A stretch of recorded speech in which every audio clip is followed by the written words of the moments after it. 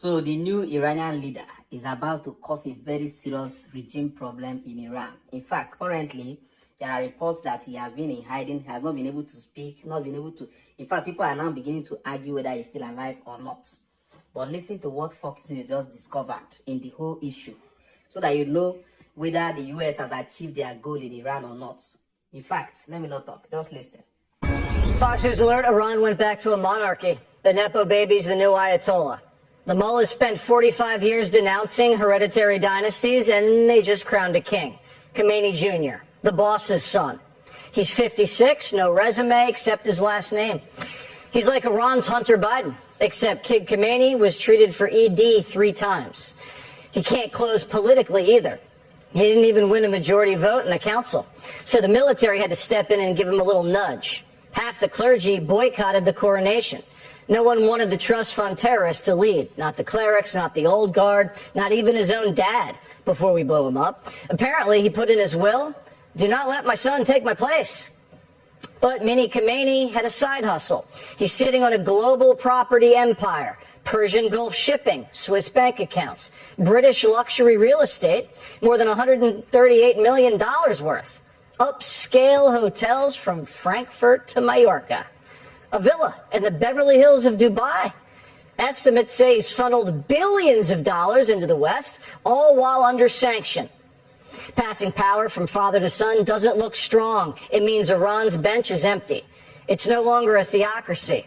It's your run-of-the-mill corrupt Muslim dictatorship. And it means they're really scared. Little Ayatollah hasn't even shown his face yet. No video, no pictures, not even a statement.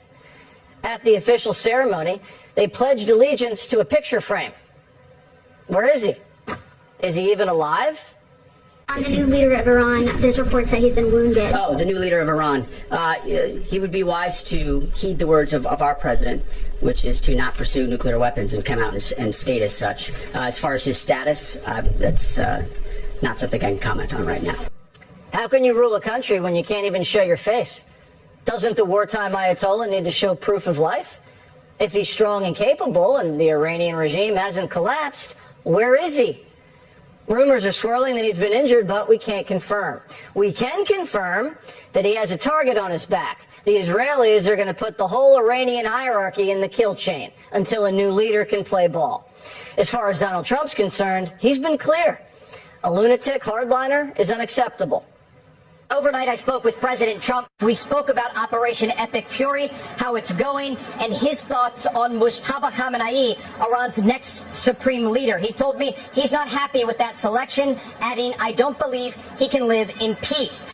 Chuck DeVore is a retired Army intelligence officer. Chuck, so where is this little Ayatollah? Well, certainly he's trying to move from place to place. He probably doesn't sleep in the same place more than once, because of the exceptional intelligence that our Israeli allies have. And to your point, he is a double betrayal of the 1979 Islamic Revolution.